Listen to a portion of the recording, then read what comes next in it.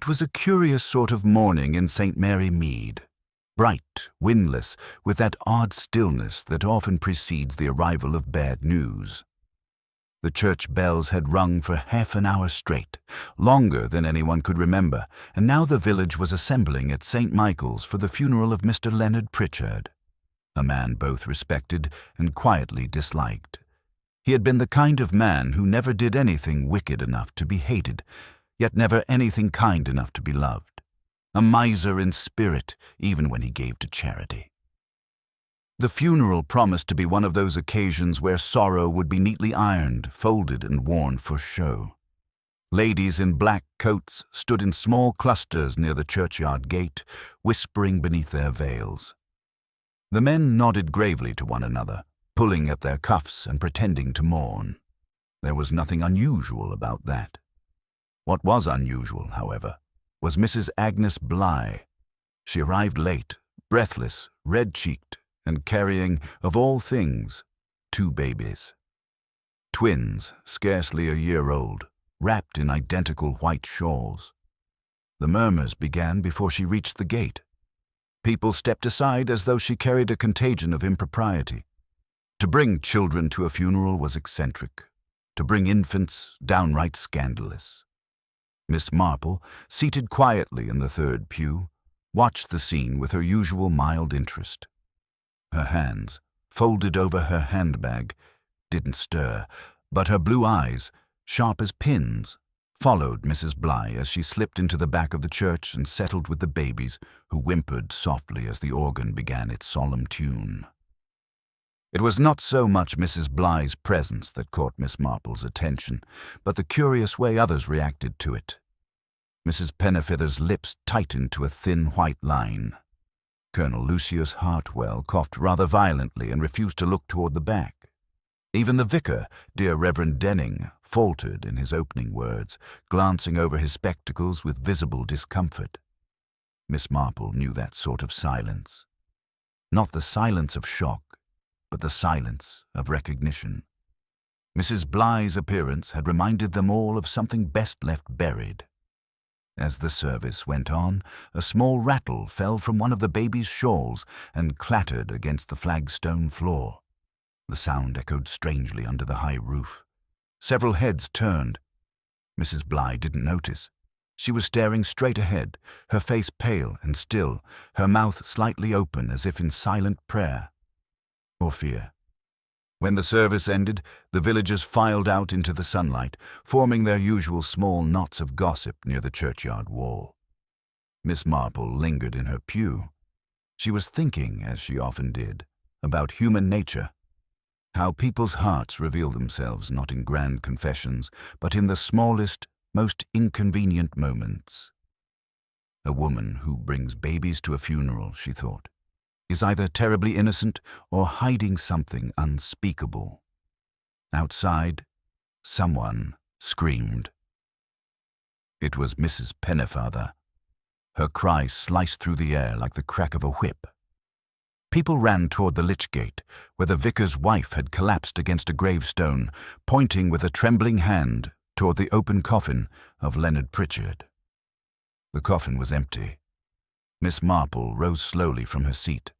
Her eyes, calm but unblinking, lingered on the figure of Mrs. Bligh, who stood motionless beside the church door, clutching her babies tightly to her chest.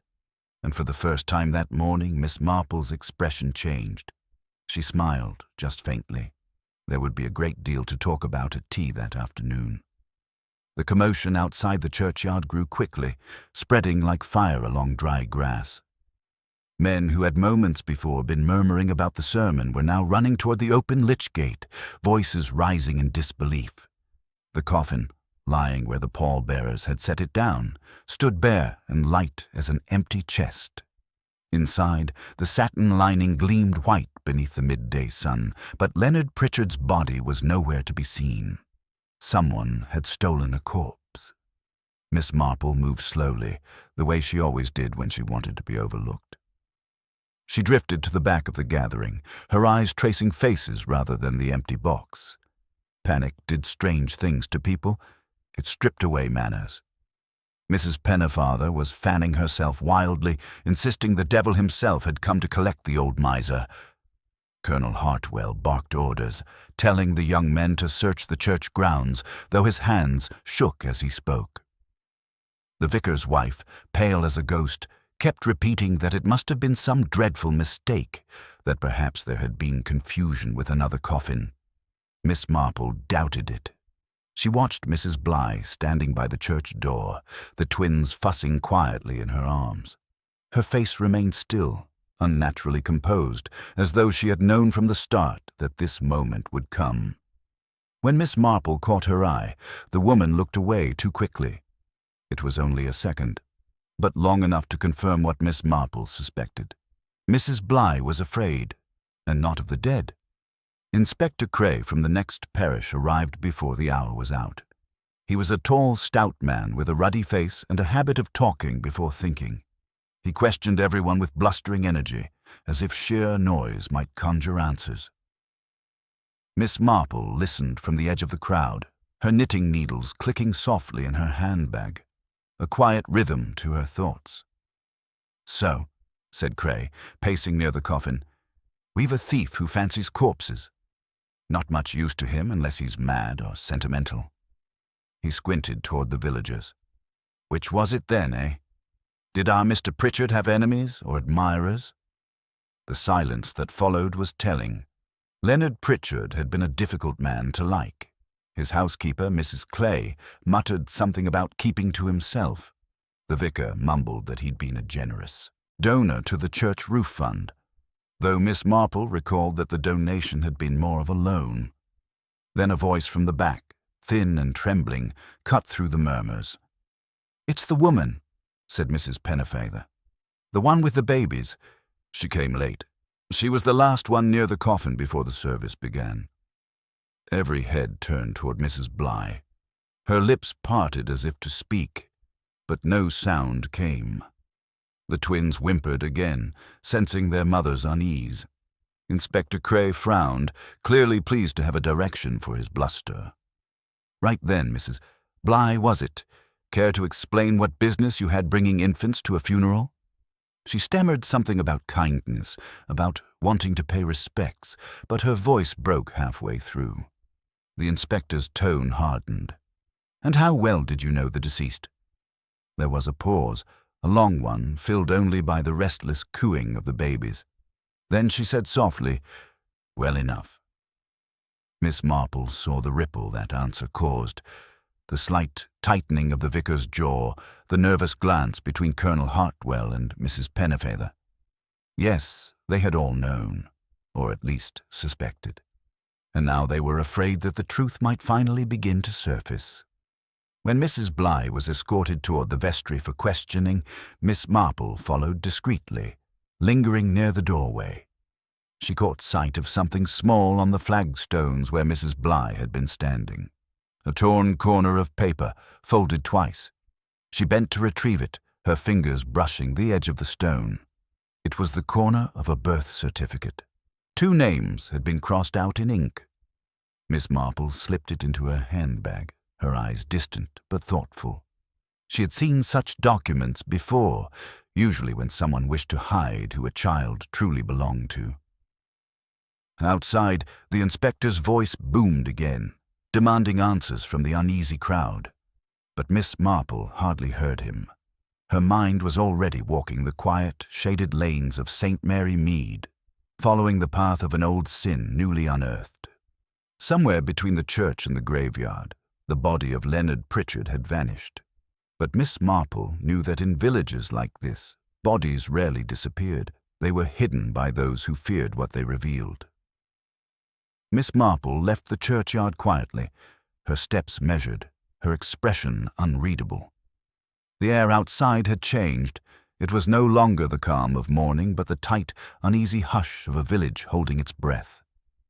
The vicar's wife was being helped into a carriage, sobbing softly, while the men gathered in stiff circles, pretending to reason while their eyes betrayed something closer to fear.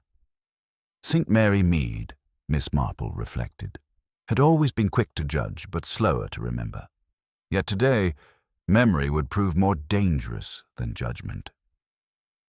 She walked down the narrow path toward the vicarage, pretending not to hear the snippets of gossip floating behind her. Words like body, stolen, curse, and revenge tangled in the air like cobwebs. People were frightened, and frightened people tended to talk too much, which suited Miss Marple perfectly. For she had learned long ago that truth, like a weed, always pushed through the cracks of too many words.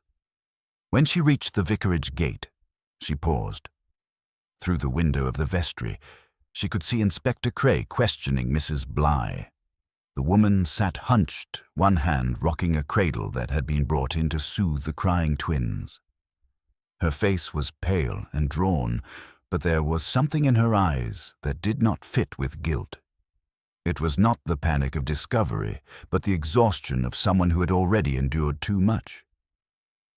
Miss Marple continued along the path until she reached the lane that wound past Pritchard's house, the old stone one with ivy creeping across its windows and a locked gate that no one had entered since his death. There was a faint trail in the gravel, not of wheels, but of something dragged. The constable standing watch hadn't noticed it, of course. Young men rarely looked down unless told to. She smiled to herself, stepped closer, and saw that the trail led toward the garden wall, where an old wooden shed stood half hidden by rose bushes. Inside the shed, she found what she expected, a small patch of disturbed earth, recently turned.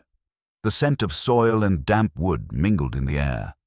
It was too small to bury a man, too shallow to hide a secret entirely, but it was the sort of place where someone had been in a hurry to conceal something.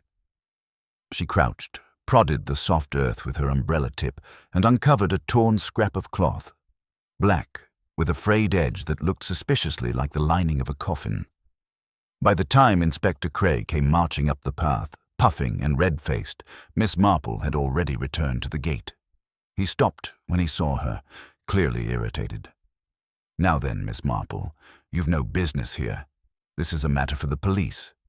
"Oh, of course, Inspector," she said pleasantly, smoothing her gloves. "It's just that I noticed your men searching the churchyard, while the most obvious trail seems to lead here." Cray frowned. "Trail?" "Yes," she said mildly, pointing with her umbrella. "I imagine whoever moved Mr. Pritchard's body didn't wish to go far. The poor man was never one for long walks, you know." He followed her gaze, muttering, then barked for 2 constables. Within minutes, they were digging in the patch of soil she had found. But instead of a body, they unearthed something altogether stranger. A small wooden box, old but neatly sealed, wrapped in a linen cloth. When it was opened, the inspector swore under his breath. Inside were bundles of banknotes, tied with faded string, and a single piece of paper covered in Pritchard's spidery handwriting. Miss Marple leaned slightly closer, reading the first line upside down, "For the child who bears my name." Cray turned, to her, suspicious. "What do you make of that?" She smiled faintly. "I make of it, Inspector, that perhaps Mr. Pritchard was not as solitary as we all believed, and that Mrs. Bligh's presence this morning was not so improper after all." The inspector's brows knit. "You mean she's—" "I mean nothing yet," Miss Marple interrupted softly. "But if you'll be so kind, perhaps you might check whether Mr. Pritchard ever revised his will. Such a box suggests the old man intended a kindness he did not want the village to know about. And secrets of that kind have a way of disturbing graves." Cray grunted, half convinced but unwilling to admit it. He left 2 men to guard the shed and stomped back toward the church. Miss Marple lingered a moment longer, gazing at the old ivy-clad house. The shutters were drawn, yet one upstairs curtain fluttered as though someone had moved it aside. She turned and walked away, the faintest smile touching her lips. Someone was inside the house, someone who had no business being there, and if Miss Marple's instincts were correct, that someone might not have come for money at all. Miss Marple did not look back at the house, though she was keenly aware of the flicker of movement behind the curtain. She walked home by the long way, through the narrow footpath that bordered the churchyard wall. It gave her time to think, and thinking was what she did best. There was, she reflected, a pattern to this sort of business. A body gone missing, a frightened woman clutching children, a letter from a dead man promising something for the child who bears my name. It was all of a piece. But what piece, precisely, she had yet to determine. When she reached her cottage, she set down her handbag and fetched the small torn paper from within. The corner of the birth certificate was faintly stained with soil, and the ink had bled at the edges. 2 names were crossed out, one quite violently. That kind of crossing out never came from a moment's mistake, Miss Marple thought, but from something deeper, anger or shame.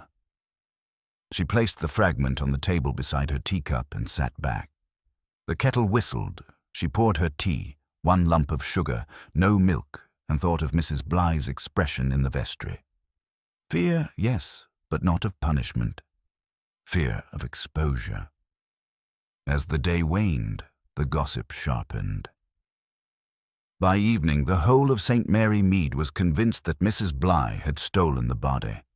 The idea had, like all good village gossip, begun as a question and solidified into certainty before nightfall.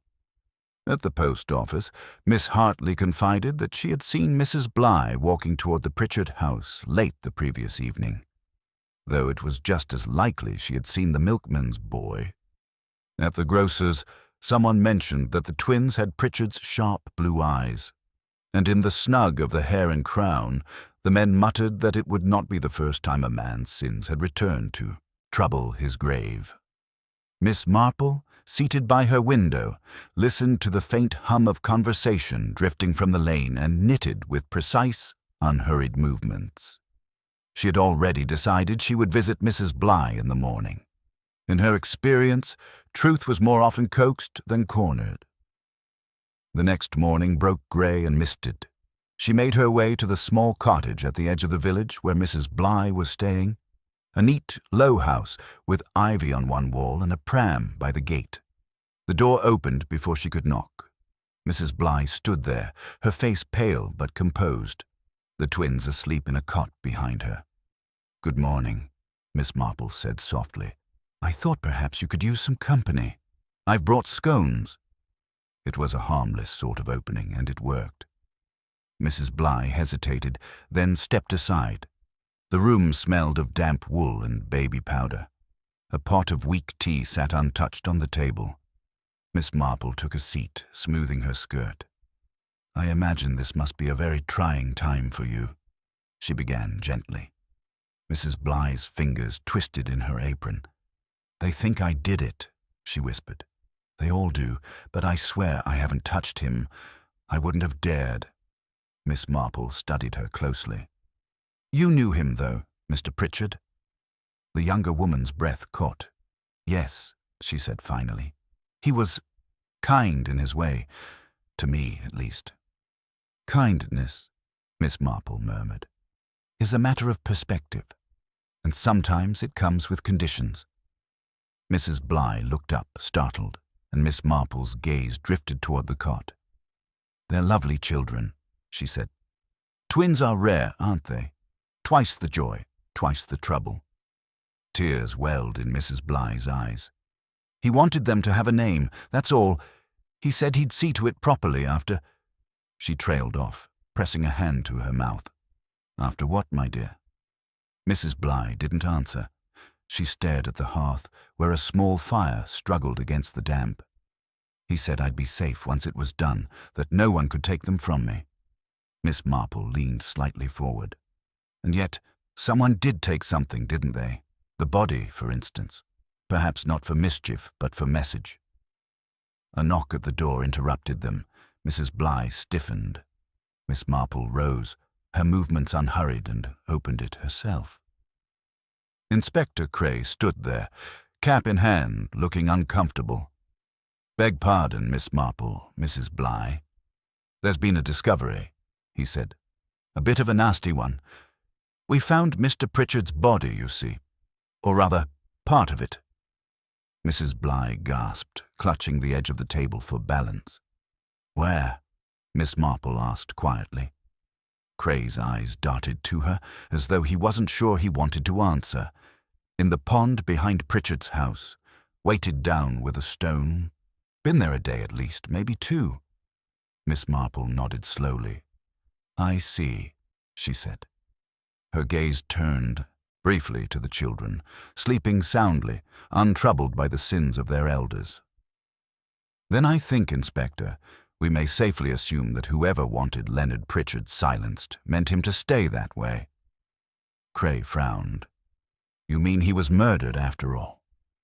Miss Marple met his eyes. I mean, Inspector, that people rarely move the dead unless the living have something dreadful to hide. The inspector's words hung in the air long after he'd gone. Mrs. Bligh sat motionless, pale as the linen on the table, while Miss Marple stirred her tea with deliberate calm.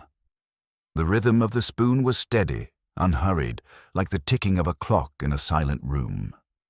She watched the young woman carefully, as one might watch a frightened bird that could fly or faint with equal ease. Tell me, Miss Marple said at last, her voice as gentle as the clink of the spoon against the cup. When did you last see Mr. Pritchard alive? Mrs. Bligh hesitated, her lips trembling. 2 nights before the funeral. He sent for me. Said there were papers to sign. Something about guardianship. He wanted to make it official that the children... She stopped abruptly, her voice faltering as she caught herself. That the children were his, Miss Marple finished quietly. Yes, I rather thought so. He struck me as a man who would wish to keep his affairs tidy. Tears filled Mrs. Bligh's eyes. He promised me everything would be right. He said the vicar would handle it after the funeral, that no one would question the past once he was buried. I swear I didn't harm him. When I left that night, he was alive. Miss Marple reached across the table and laid a hand over the young woman's. I believe you, my dear. But I also believe that someone else knew about those papers and feared what they would reveal. Outside, the fog had thickened. The village seemed wrapped in wool, its sounds muffled and uncertain. A cart creaked somewhere along the road, and a dog barked once before being silenced. Miss Marple rose, fastening her coat. I think it would be best if you stayed indoors for now. Lock the door and don't open it unless you see a familiar face. She left the cottage and walked back toward the heart of the village.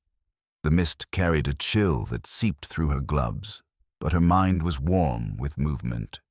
There were too many small coincidences, the hidden box of money, the missing birth certificate, the vicar's sudden nervousness when Mrs. Bligh's name had been mentioned, and the curtain at Pritchard's house.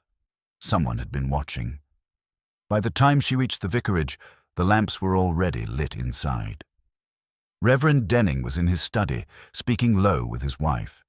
Their conversation stopped abruptly when Miss Marple tapped lightly on the window and was invited in. Ah, Miss Marple, the vicar said with forced cheer. A dreadful business, dreadful indeed. Poor Mr. Pritchard, I can hardly make sense of it. I imagine it's difficult, she replied softly.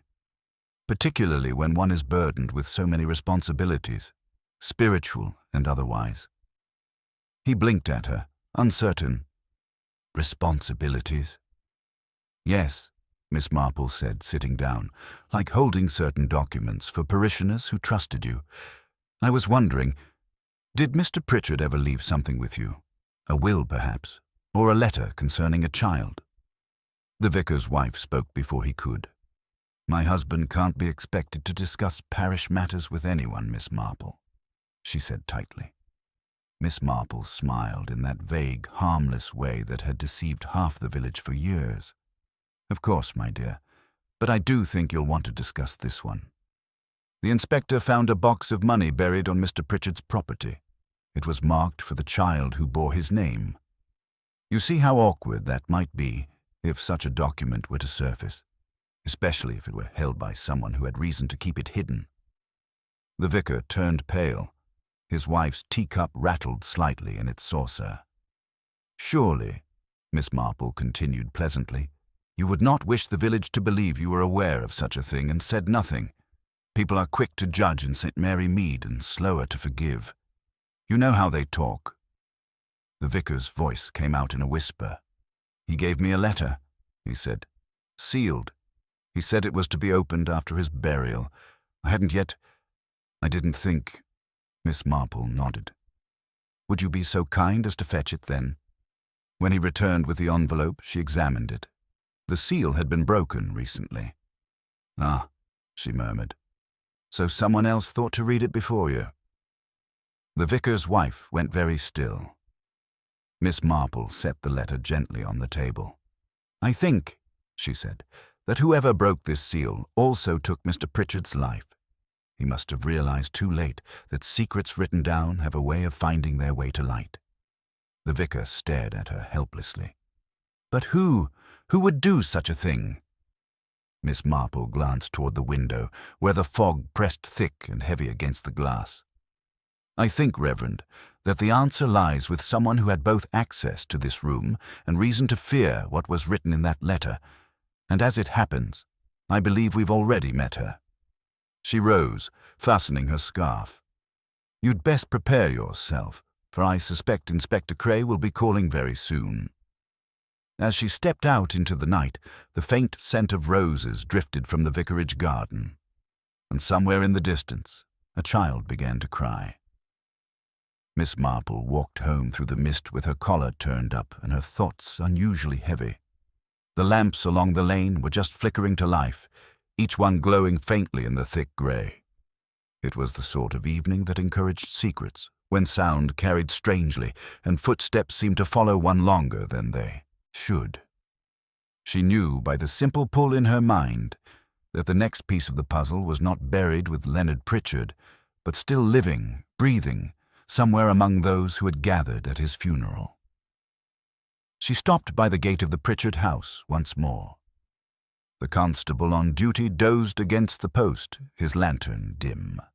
Miss Marple, with her kindest grandmotherly tone, remarked that it was far too chilly to be standing out alone. By the time he straightened up, red-faced and apologetic, she had already drifted toward the back garden. There was a soft light in one of the upstairs rooms. Curtains drawn earlier were now half open. Someone was inside again. Her steps made no sound on the damp grass.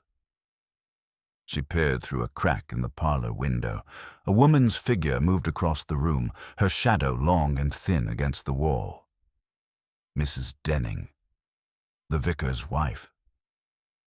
Miss Marple watched as the woman went to the desk, pulled open a drawer, and took something out, papers, several of them, and slipped them into her coat.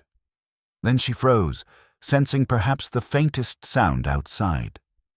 Miss Marple stepped back quickly, just enough to avoid the window's reflection. When the woman left by the back door moments later, Miss Marple followed at a distance, careful as a cat in her own garden. Mrs. Denning walked fast, head bowed, down the lane that led toward the churchyard. She carried no lamp, yet she moved with the precision of someone who knew every stone by heart. When she reached the church, she pushed open the side gate and disappeared inside. Miss Marple waited, counting heartbeats, then followed. The old oak door was still ajar, letting out the faint scent of candle wax and damp stone. Inside, the air was heavy. The altar candles burned low, their light trembling. Mrs. Denning knelt near the vestry door, and before her lay the bundle of papers, Mr. Pritchard's letter among them. She held a taper to the corner, her hands shaking. The flame caught quickly, eating the edge of the paper with a hiss, but before the fire could take the rest, Miss Marple spoke softly from the shadows. "I shouldn't if I were you. Fire destroys more than secrets, Mrs. Denning. It reveals what kind of person needs them gone." The woman spun round, startled, her face ghostly in the candlelight. What are you doing here?" "Wondering," Miss Marple said mildly, "why a vicar's wife would go to such lengths to erase a dead man's words, unless, of course, those words tied her husband to something rather compromising." Mrs. Denning's expression hardened. "You don't understand. He was protecting the parish, protecting us all. Leonard Pritchard was a blackmailer. He threatened to expose us, to ruin Edward's name. He said he'd tell the papers that my husband forged the date on their marriage certificate. so that child would look legitimate. Her voice cracked, echoing through the nave. The flames flickered, throwing monstrous shadows along the walls. Miss Marple stepped closer, her tone still calm. "So you went to Mr. Pritchard's house that night?" Mrs. Denning flinched. "He wouldn't listen. I begged him to wait until after the funeral, but he only laughed. He said he'd make sure everyone knew what kind of man led their prayers. And then he fell. It was an accident. I only pushed him to make him stop shouting." Miss Marple's gaze softened but did not waver. "And afterward?" "I panicked. Edward helped me. We thought if the body wasn't found until after the burial, it would all be forgotten. But then that dreadful woman, Mrs. Bligh, came with those babies. It was all going to come out." The fire had consumed nearly half the papers. Miss Marple reached forward, pinched the last glowing edge between her gloved fingers, and crushed it out. The smell of burnt parchment filled the air. "Mrs. Denning," she said gently, "there are many kinds of sins in this world, but silence is often the loudest. You must tell the inspector the truth. The longer you keep it, the more it will weigh on you." The woman's shoulders sagged. She began to weep quietly, her sobs echoing against the stone. Miss Marple laid a hand on her arm. Somewhere outside, the church bell tolled once, long and hollow, marking the hour. When Inspector Cray arrived not long after, summoned by a passing constable who had seen the light through the stained glass, he found Mrs. Denning seated on the floor, her face in her hands, and Miss Marple standing beside her like a patient sentinel. "She'll tell you everything now, Inspector," Miss Marple said softly, "and when she does, I should think the village will rest easier, though," she added after a pause, "I doubt it will ever be quite the same." Cray nodded, bewildered but grateful. As he led the woman away, Miss Marple lingered a moment longer, her eyes on the smouldering ashes of the letter. Then, with a small sigh, she turned and stepped into the cold air, the fog closing gently behind her like the turning of a final page. The morning after Mrs. Denning's confession broke clear and cold. The fog lifted as though the village itself had been holding its breath and finally exhaled. Yet beneath that deceptive calm lay the uneasy knowledge that St. Mary Mead had been quietly scandalized. The vicar's wife taken away in the inspector's car.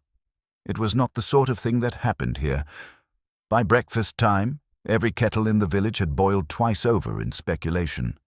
Miss Marple, sitting by her window with her knitting, heard fragments of it as they passed along the lane. How Mrs. Denning had gone mad, how the vicar had helped hide the body, how the babies were surely the dead man's, and how it was all too dreadful for words. People's imaginations filled in what truth had not yet explained. She knew it would take months for the village to recover its sense of decorum, and even then, the story would live on. Like a stain, no amount of good manners could wash away. Inspector Cray arrived just after 11. He looked tired but somewhat satisfied, as men often do when they have solved a case without entirely understanding how they managed it. "Well, Miss Marple," he said, sinking into her armchair without invitation, "it seems we've got it all tied up. Mrs. Denning's admitted to the push, the husband to moving the body, and that's that. Case closed." Miss Marple smiled faintly. "It does sound neat, doesn't it? Almost too neat, and yet I wonder, what of the letter? Did you happen to read what little remained before it burned?" Cray frowned. "Not much to read. A few lines survived, mostly nonsense. Something about the truth belonging to the living and a signature." "Ah," Miss Marple said, her eyes narrowing slightly. "And whose signature was that?" He hesitated. "Yours truly sure it said Edward Denning, though heaven knows why he'd sign it when it was meant to be Pritchard's letter." Miss Marple set her knitting down and looked at him steadily. "Indeed, it's rather odd, isn't it? Particularly when one remembers that Edward Denning was the man Pritchard claimed could not legally marry his wife because of a forged date. I find it curious that the vicar's name should appear on the letter that was supposed to expose him." Cray shifted uncomfortably. "You're suggesting what, exactly?" "That perhaps Leonard Pritchard didn't write that letter at all. Perhaps someone else did, to ensure the secret appeared to die with him." The inspector scratched his head. "But the woman confessed. She said she killed him." "She said she pushed him," Miss Marple corrected. "Out of fear and anger, yes, but that doesn't quite mean she killed him. The body was found weighted in the pond, you recall. One doesn't bind and sink a corpse in the midst of panic. One does it with purpose." Cray stared. "You think someone else finished the job?" Miss Marple nodded gently. "And someone with both the opportunity and the intellect to make certain it looked like an accident covered by a confession.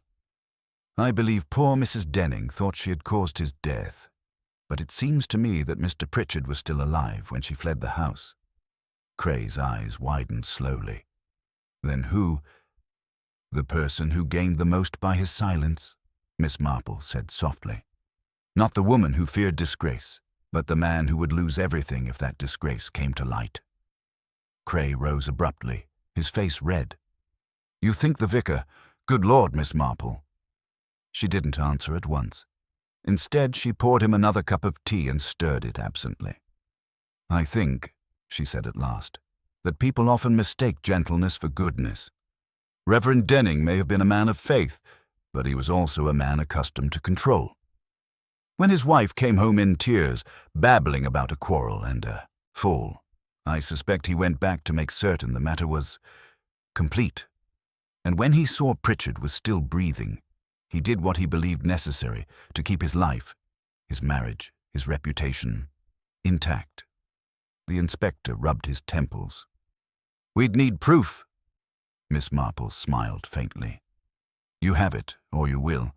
Check the pond again. If the ropes used to weigh down the body came from the vicarage, the same kind used to secure the bell tower ladder, that should be enough to make him speak." Cray blinked at her, half in admiration, half in disbelief. "You're a remarkable woman, Miss Marple." She looked down modestly. "Oh no, Inspector. I simply notice what others don't. It's very much like gardening, really. Roots always show themselves if one knows where to look."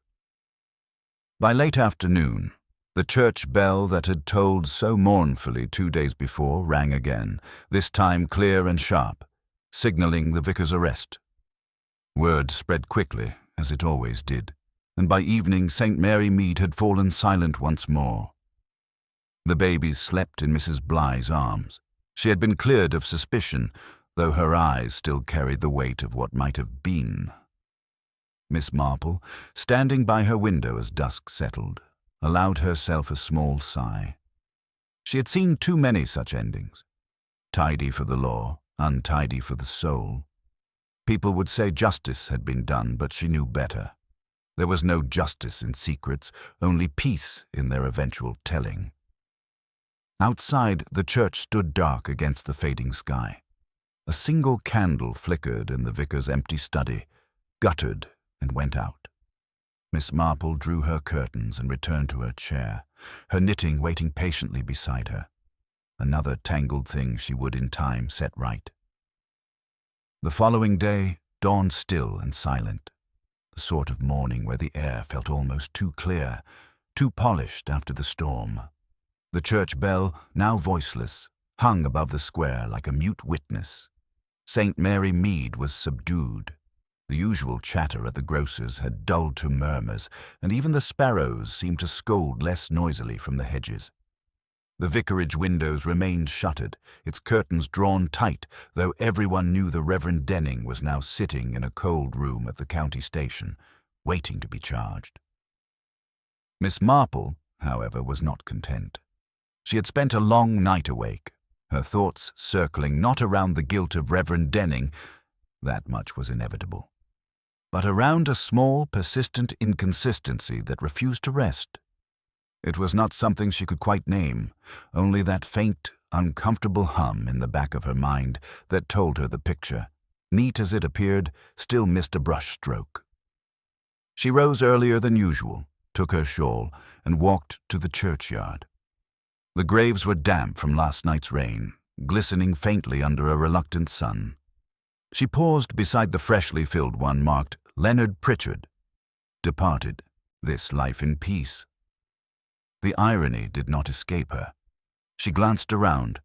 The gate was open, and a woman stood by the far wall, her back turned, clutching a small bouquet of forget-me-nots. "Mrs. Bly," Miss Marple said gently. The young woman startled slightly, turning to face her. "Oh, Miss Marple, I didn't expect anyone here so early." "Nor did I," Miss Marple replied. "Grief is a curious thing, isn't it? It wakes early, like a guilty conscience." Mrs. Bly managed a faint, tired smile. "I thought it would help to say goodbye properly this time. When they buried him before, it didn't feel right. It wasn't real." Miss Marple studied her face. The lines of strain were softer now, but her eyes were still distant, eyes that had seen too much for their years. "He did love you, I think," Miss Marple said quietly. "In his own, rather flawed way. Men like Leonard Pritchard often mistake possession for affection." Mrs. Bly nodded slowly. "He promised to make things right. But when I saw what it cost him, when I learned what he'd done to others to keep it quiet, I wasn't sure what right even meant anymore." She looked down at the flowers, twisting their stems. "He wasn't a bad man, Miss Marple. Just a frightened one." Miss Marple's eyes softened. "Yes, fear makes fools of saints and sinners alike. But tell me, my dear, when you visited him that last night, did he seem unwell? Weak, perhaps?" Mrs. Bly frowned, searching her memory. No, he was fine. Angry, yes. He'd had a letter that upset him. I remember because he burned part of it before I arrived, said it was full of lies." "A letter?" "Yes. He wouldn't tell me who sent it.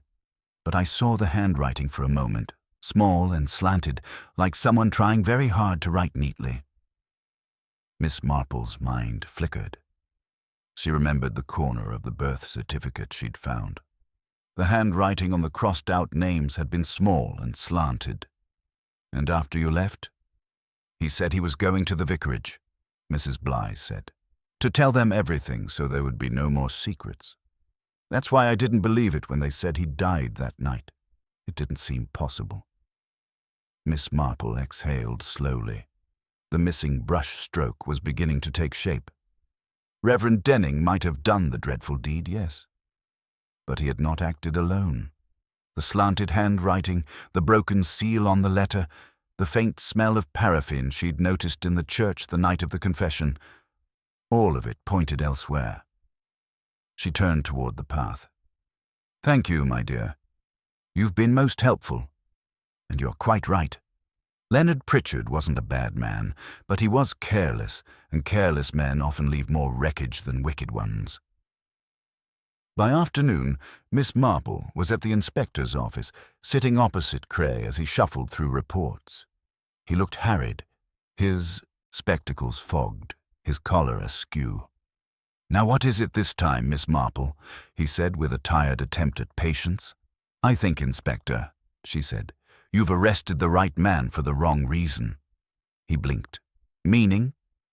"Meaning that the Reverend didn't plan the murder. He was drawn into it. And if I'm not mistaken, the true architect of the deed is sitting in her own parlor this very moment, perfectly composed and preparing tea for the ladies who will soon come to comfort her." "You don't mean—" "I do," Miss Marple interrupted softly. "The vicar's wife. Not for love or jealousy, but for survival. She forged the marriage date years ago, you see, to preserve her position. When Pritchard threatened to expose it, she acted first. The push was his wife's panic. The drowning was hers." Cray sat back, whistling low. "Good Lord. And the husband?" "He took the blame to protect her," Miss Marple said simply. "It's rather touching in a tragic way. But I'm afraid the truth will out, Inspector. It always does." Cray stared at her for a long moment, then nodded grimly. "We'll go to the vicarage at once." When they arrived, the house was silent. A pot of tea sat cooling on the table. On the sideboard, a single letter rested, addressed in neat, slanted handwriting, to be opened by Miss Jane Marple. The inspector handed it to her. Miss Marple read in silence, a brief confession, written with startling calm. I could not bear the shame. He knew nothing of it until the end. Tell Mrs. Bly that her children are safe now, and that truth, once told, is mercy. Miss Marple folded the letter, her eyes heavy. She's gone, I think, she murmured. Likely to the river. People who live by silence often choose water in the end. Cray looked toward the window, the late sun bleeding across the glass. Neither spoke for a while. That evening, as the sky faded into gold and the village lamps began to glow, Miss Marple walked home through the stillness. St. Mary Mead would gossip. Yes, it always did. But somewhere behind the talk and the scandal, something tender stirred, a kind of weary forgiveness. She paused by her gate and glanced back at the church spire rising above the mist. It stood unchanged, as if it had seen every sin before and expected to see them all again. Miss Marple smiled faintly, almost sadly, and went inside to light her lamp. The next morning broke with a strange kind of quiet, the kind that follows after storms have said all they mean to say. The village had fallen into that uneasy state between sorrow and relief, whispering its news with the careful voices people use when tragedy has settled too close to home. No one mentioned Mrs. Denning's name directly. Instead, there were murmurs about poor Edward and how fragile some women are, as though delicacy could smooth the sharp edges of what had truly happened. Miss Marple sat by her window as she always did, the faint sunlight catching the edge of her teacup. A knock came at the door. Light, hesitant. When she opened it, Mrs. Bly stood there, pale and trembling, holding one of the twins in her arms. I didn't know where else to go, she said softly. They said I'm free now, but I don't know what to do next. Everyone keeps staring. The vicar's gone and she's, well, gone too, and I can't stay here. Miss Marple stepped aside, ushering her gently in. Sit down, my dear. There's hot tea on the tray and a bit of toast left. You must eat something. The young woman obeyed, though her hands shook as she lifted the cup. The baby stirred, making a soft sound, and Miss Marple smiled faintly. Children do have a way of reminding us that life insists on continuing, no matter how inconvenient the circumstances. Mrs. Bly's eyes filled with tears. I never meant to ruin anything. I thought I was doing right by them. He wanted me to stay quiet, to let it pass, and then everything went wrong so fast. I keep thinking if I hadn't gone to the funeral. My dear, Miss Marple said gently, regret is the most pointless of emotions. It neither changes what was nor prevents what may yet be. What matters is what you do now. Mrs. Bly looked down. I suppose you're right, but I don't even know who'll have me here. People don't forget scandals like this. Miss Marple was silent for a moment, then said, There's a small house on the edge of Much Benham, belongs to a cousin of mine. She could use someone to keep her company and tend to the garden. I'll write to her this afternoon. A new place, a new beginning, and in time people will tire of their whispers. They always do. The young woman's lip trembled. You're very kind. Not at all, Miss Marple said, pouring another cup of tea. Kindness, I've found, is often just the simplest form of common sense. They sat quietly for a while, the clock ticking gently between them. Then Miss Marple's gaze drifted toward the open window, where the church spire was visible above the rooftops. You know, she said thoughtfully, for all the talk of sin and virtue, I've always thought the truest evil lies not in passion, but in fear.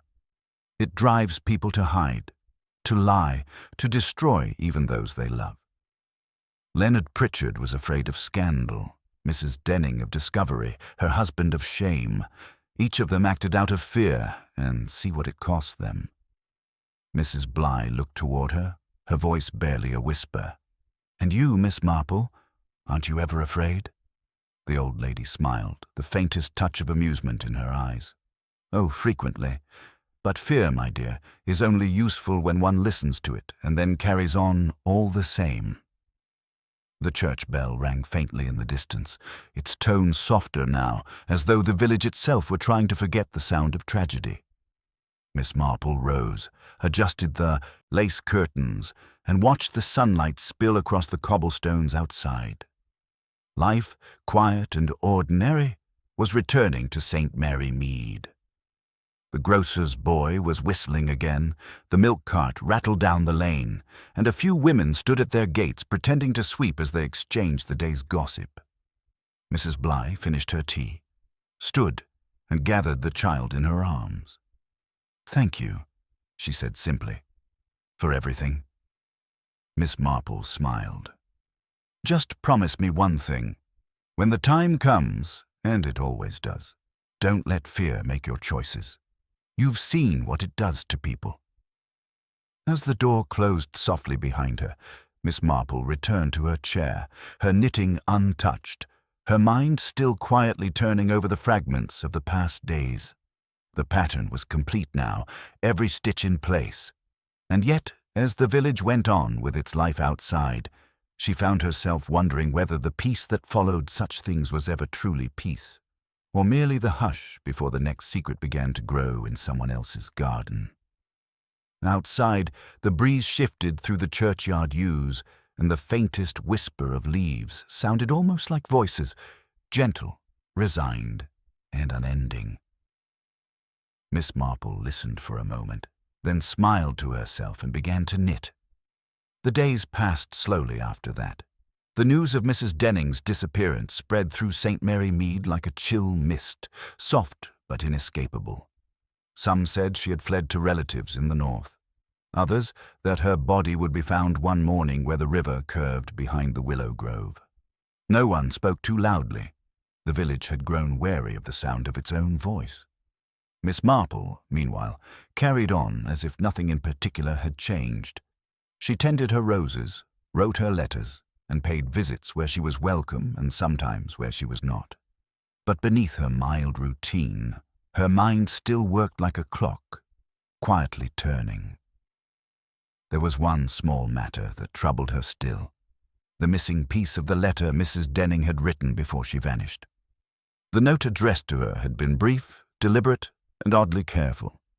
But something in its phrasing, "Tell Mrs. Bligh her children are safe now," lingered in Miss Marple's thoughts like an unfinished sentence.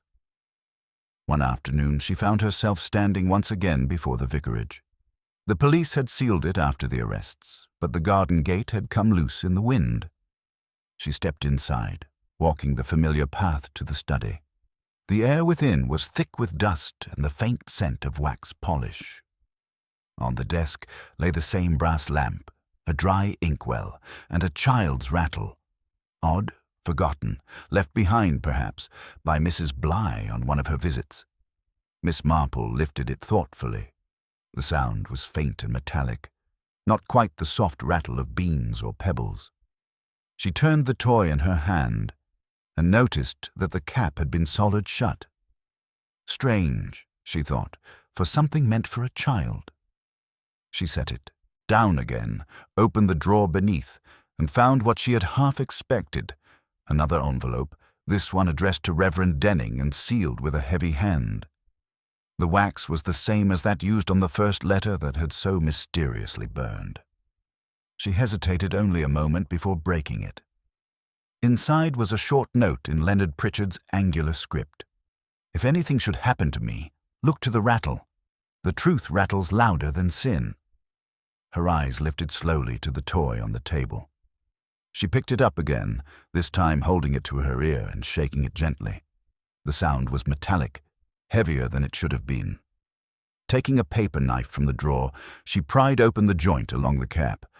A few coins spilled out, and then a folded slip of parchment, stained and brittle. She unfolded it with care. It was the missing portion of the birth certificate she had found weeks earlier, the one with the names crossed out. But this half was untouched. It bore the child's name clearly, Edward Leonard Bly, and beneath it, written in Pritchard's firm hand, the words, legitimate son of Leonard Pritchard. Miss Marple stood very still. The truth, long buried under guilt and fear, was suddenly plain.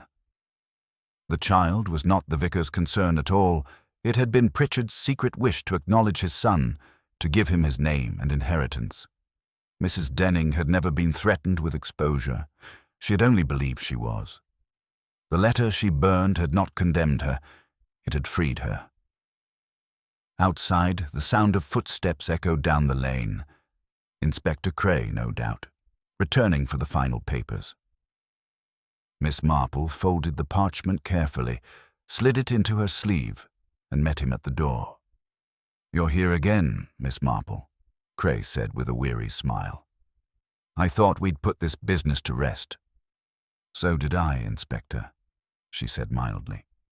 "But it seems the dead have a habit of speaking when we think we've stopped listening." He frowned. "Meaning?" "Meaning," she said softly, "that Mrs. Denning died believing she was guilty, but she wasn't. Fear led her there, and our haste to believe what was simplest let her go unchallenged." Cray rubbed the back of his neck. "You mean to tell me the whole affair—" "Yes," Miss Marple interrupted, "was nothing more than a series of misread intentions. Leonard Pritchard meant to make amends, and in doing so, frightened those least equipped to face the truth." Cray looked down, the weight of it settling on him. "You'll turn that over, I hope," he said, nodding to her sleeve. "In due time," Miss Marple replied quietly, "but not before the right people have found some peace." She walked past him into the fading afternoon, her figure small against the long shadows. The church bell would ring again tomorrow, not for a funeral this time, but for Sunday service. Life, orderly and indifferent, would resume. But Miss Marple knew St. Mary. Meade would remember. The babies at the funeral, the body in the pond, and the woman who had vanished into the river because no one thought to tell her she was innocent. As she turned the corner toward home, she paused to look back once more. The vicarage window caught the last of the sunlight, and for a moment it glowed warm and golden, as though some remnant of forgiveness had found its way through. Then the light shifted, and it was only a house again. Quiet, empty, and ordinary. Miss Marple smiled faintly, the rattle hidden safely in her pocket. She would deliver it to Mrs. Bly in the morning when the world felt lighter. For now, the truth could rest a little longer. The following morning broke pale and cool, the kind of morning that seemed to hold its breath before the world remembered to move again. The lane outside Miss Marple's cottage was slick with dew, the hedges silver-tipped, and the air carried that faint, clean scent of wet earth after a long sorrow. She rose early, as she often did after a night of unsettled thoughts, and laid the folded parchment and the small metal rattle neatly upon her writing desk. Both objects sat in the weak sunlight, unremarkable to any eye but hers, yet carrying the weight of 2 ruined lives and 1 child's uncertain future. She took her shawl and walked toward the edge of the village where Mrs. Bly had been staying. The cottage was quiet, smoke rising lazily from the chimney. When Mrs. Bly answered the door, her face looked softer, less haunted, though the deep circles under her eyes still spoke of sleepless nights. One of the twins was in her arms, the other asleep somewhere inside. Miss Marple smiled gently. "You're early up, my dear. That's a good sign. Early risers are often those who have something worth living for." Mrs. Bly gave a weary smile. "I'm trying to, Miss Marple. It's strange, though. After all that's happened, I keep wondering if I did something wrong simply by being part of it." Miss Marple stepped inside, closing the door softly behind her.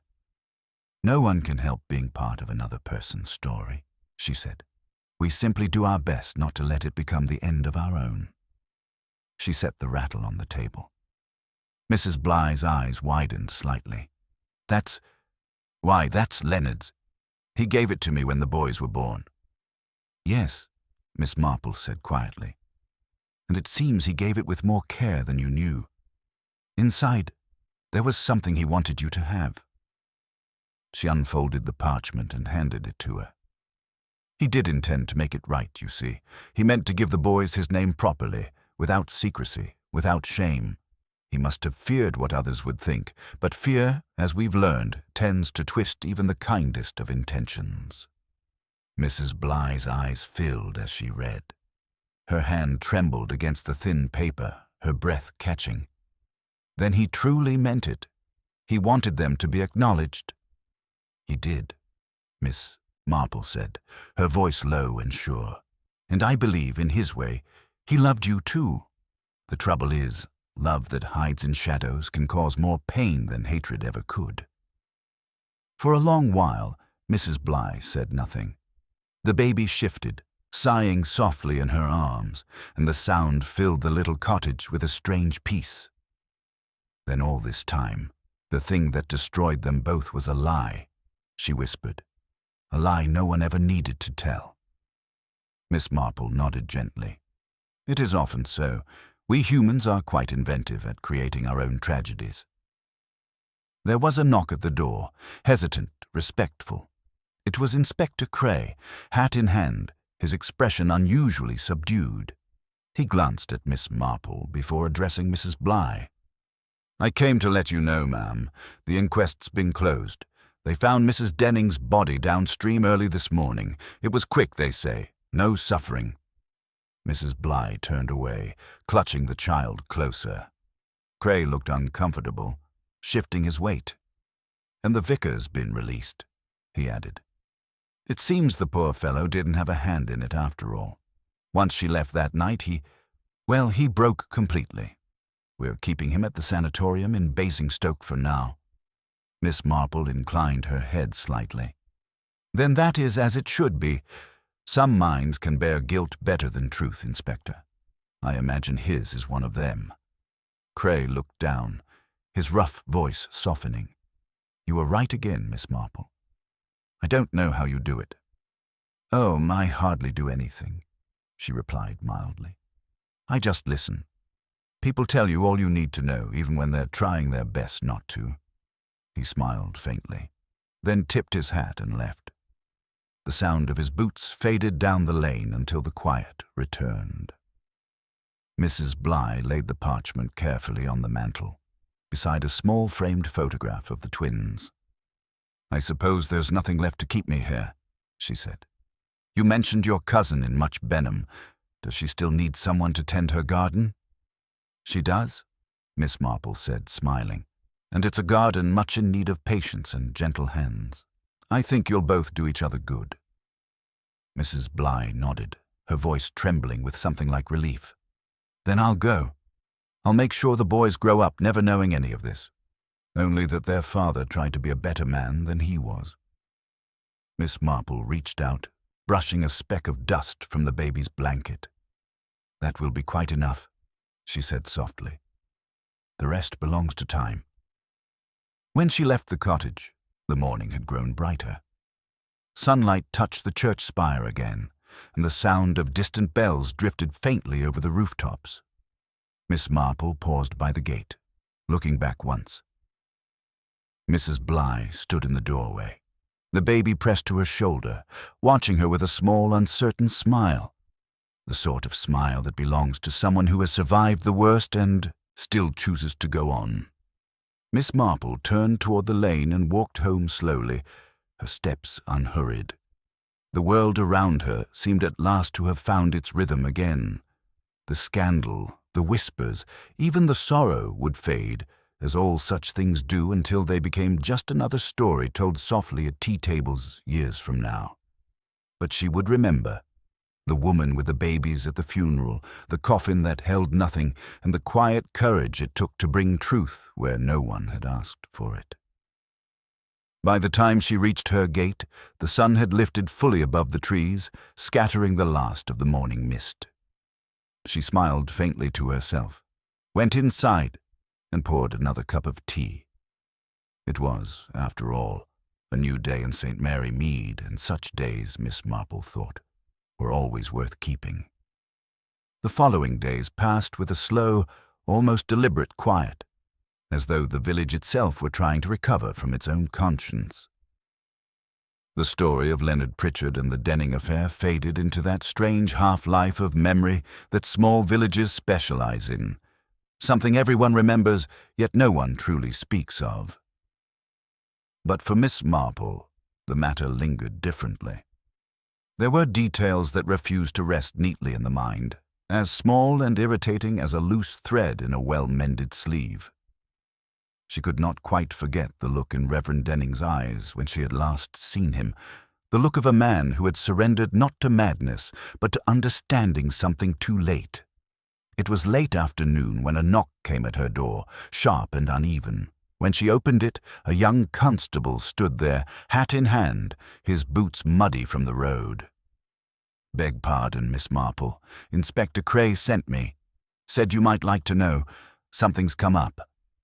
She ushered him in, poured a cup of tea, and waited with the kind patience that always made young men confess more than they meant to. "They've found something at the vicarage," he said. "Behind the organ loft, a small chest wedged in the boards. Must have been there for years. Cray thought it best you saw it before the press gets wind." "Ah," Miss Marple murmured, reaching for her coat. "Secrets are like ivy, Constable. They do tend to grow into the strangest of places." The vicarage stood unchanged, its windows shut tight, as though still holding its breath from that dreadful night. Inside, the air was cool and stale. Inspector Cray waited by the open organ, his expression somewhere between annoyance and intrigue. "I'll be damned if I know what to make of it," he said, gesturing toward the small wooden chest on the table. "Locked, but we managed to pry it open. It's mostly papers. Old correspondence, nothing illegal as far as we can tell.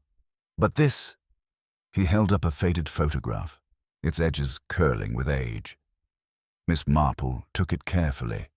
It showed Leonard Pritchard, much younger, standing beside another man in clerical collar, Edward Denning.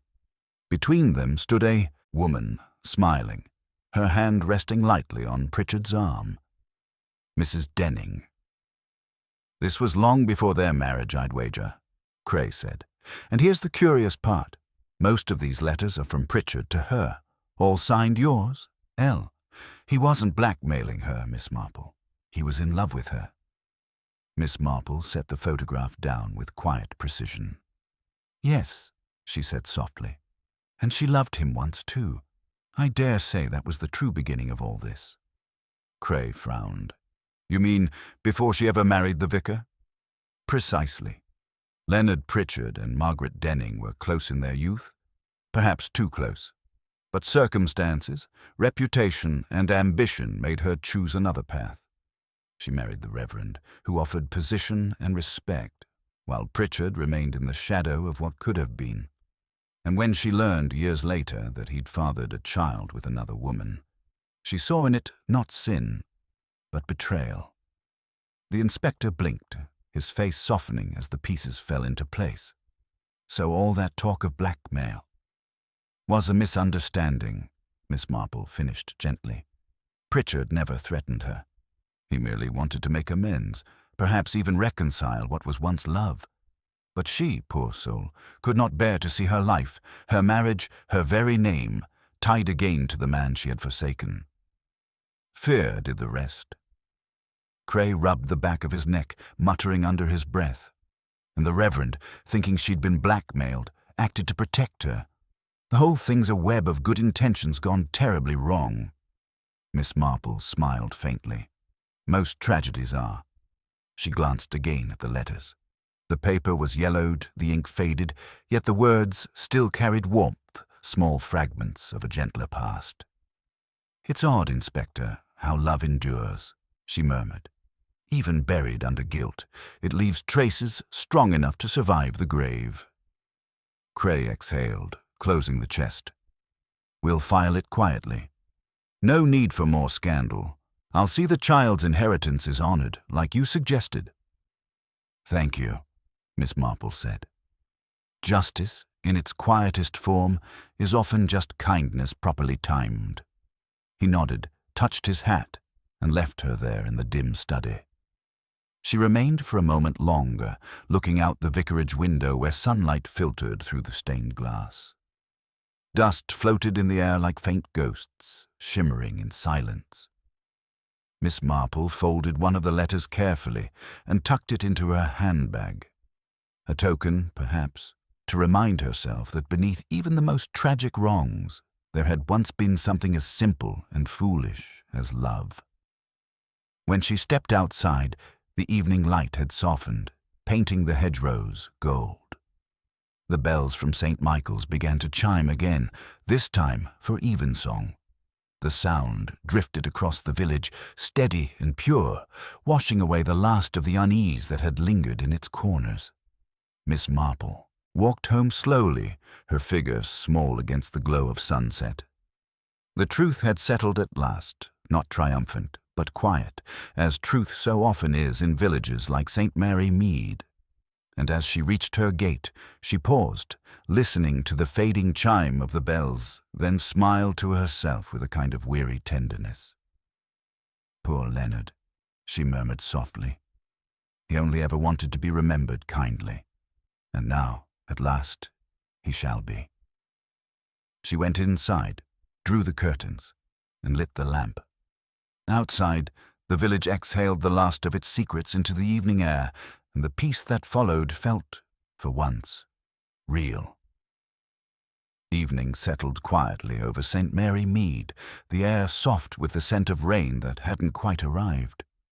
Miss Marple sat by her window with her knitting untouched, the single folded letter she had taken from the vicarage lying beside her cup. Outside, the village lamps flickered on one by one, small golden eyes against the deepening blue. She had thought the matter finished, but something in her heart refused to let go. Perhaps it was the tone of the letter, those gentle lines written by Leonard Pritchard so many years ago, that carried more than love. There had been an undertone, something faintly pleading, as if he had been trying to warn someone rather than woo them. She unfolded it again. The paper was brittle and smelled faintly of lavender. The words were ordinary enough at first. Memories of walks, of shared laughter. But halfway through, a line caught her eye. "I am no longer certain who to trust. Even within the church one hears things that make a man uneasy. Promise me, if anything should happen, you'll protect the truth." Miss Marple sat back slowly. The phrasing was peculiar. Pritchard had never been one for paranoia, at least not in the version of him painted by gossip. And yet that single sentence suggested a fear deeper than lost affection. Something had driven him to hide the certificate inside a rattle, to bury money beneath his garden, to leave letters locked away for decades. It was not only love he was protecting. It was something larger, something still unresolved. She glanced toward the church spire, faintly visible against the night sky. The Denning scandal had been tragic enough, but perhaps it had not been the whole story. Perhaps Leonard Pritchard had uncovered something long before his death, something that had put him in quiet danger. The next morning, she went to see Inspector Cray again. He looked surprised when she appeared at his office door, though not displeased. "I thought we'd buried this business for good," he said. "So did I," Miss Marple replied, taking a seat without waiting to be offered one. "But something in Leonard Pritchard's letters suggests we may have buried more than we intended." Cray groaned softly. "You mean to tell me there's still something left?" "There always is, Inspector. Human nature doesn't end with the last confession." He sighed, leaning back. "Go on, then." Miss Marple handed him the letter, pointing to the line that had troubled her. "He feared someone in the church. That's no small statement from a man like Pritchard, who respected authority above nearly everything else. And if you recall, when we found his house, there were no signs of forced entry. Whoever killed him had a key, or was welcome there." Cray frowned. "You're suggesting another player in all this? A clergyman?" "Possibly. There's one detail that always bothered me. The Reverend's curate, Mr. Ellis, a young man who appeared conveniently after the Pritchards' falling out, and who disappeared just as quickly when things began to unravel. No one's mentioned him since. But he was often seen at Pritchard's house, wasn't he? Cray rubbed his chin. Come to think of it, yes. Said he was helping with some charity work. Indeed, Miss Marple said softly.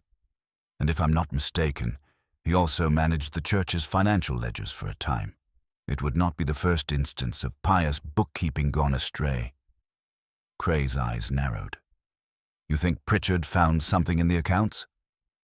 I think, she said, he found something that made him uneasy, something he could not prove but dared not ignore. He hid evidence the only way a frightened man could. Among personal secrets no one would dare to question.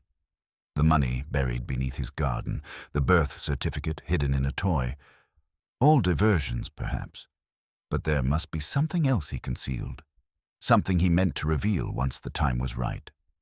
Cray stood abruptly. We'll check the records.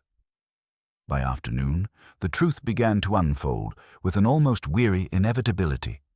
Funds meant for parish relief had been diverted for years. Small sums at first, then larger ones. The handwriting on the receipts matched that of the missing curate, Mr. Ellis. But the signatures of authorization bore another name, Leonard Pritchard's. Cray looked baffled. But that doesn't make sense. If Ellis was the thief, why forge Pritchard's name, and why kill him years later? Miss Marple's voice was soft, almost sorrowful. Because, Inspector, the forgeries were not made by Ellis. They were made by someone still here, someone who understood that Ellis's disappearance would make a convenient scapegoat. The true thief needed only to silence the one man who might one day recognize his own handwriting on the papers. Cray's gaze darkened. The Reverend? Yes, she said quietly, but not out of greed, out of desperation. When Ellis fled, Denning discovered what he had done, the theft, the signatures, and covered it up to protect his wife's reputation, her social standing, perhaps even her fragile mind. When Pritchard discovered the old ledgers and confronted him, Denning tried to reason, but pride and fear, as always, turned reason into tragedy. Cray sat, heavily, the weight of it settling over him. And Mrs. Denning blamed herself all along. Miss Marple nodded. She carried a burden that was never hers to bear. It's a cruel thing, Inspector, how easily love disguises guilt, and guilt disguises truth. Outside, the rain began at last, soft and steady against the window panes. Cray stared through it in silence, while Miss Marple, ever calm, folded her hands neatly in her lap. The case, she knew, would close soon enough. The record sealed, the village moving on as it always did, but somewhere in that steady rainfall she thought she heard the faintest echo of peace. The kind that comes only when the last secret finally loosens its hold. When she rose to leave, Cray looked up. Will you ever write all this down, Miss Marple? Seems a pity to let it fade into gossip. She smiled gently. Oh no, Inspector. Some truths are better remembered quietly, like prayers murmured after the lights go out. She left the station and stepped into the rain, her small umbrella opening like a dark flower above her. The street glistened, the puddles reflecting the dim glow of shop fronts and the soft silver of the church bell tower. The world, as ever, seemed both weary and new. And though St. Mary Mead would soon forget the names that had caused it such unease, Miss Marple knew it would remember the feeling. That thin thread of uneasiness that always comes before people decide they have learned their lesson, even when they haven't. She walked home through the drizzle, the sound of her footsteps swallowed by the quiet, her heart calm at last. The end.